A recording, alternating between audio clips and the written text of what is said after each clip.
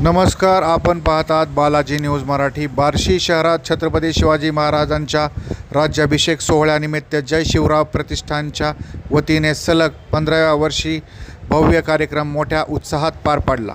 या सोहळ्यात 18 पगड जाती आणि 12 बलुतेदार मावळ्यांच्या सहभागातून पवित्र नद्यांच्या जलाने शिवरायांना जलाभिषेक करण्यात आला। तसेच उपस्थितांना मिठाई वाटप करून आनंद उत्सव साजरा करण्यात आला।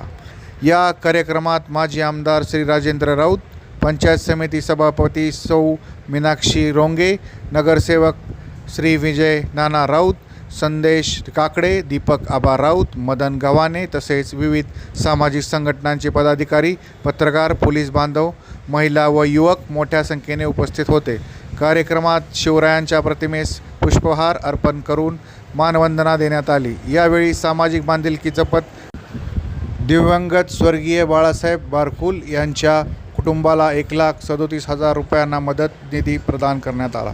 यावेळी माजी आमदार राजेंद्र राऊत यांनी शिवरायांचे विचार समाजात रुजवायचे आवाहन केले। कार्यक्रमाचा समारोप मोठ्या थाटाने उत्साहात झाला।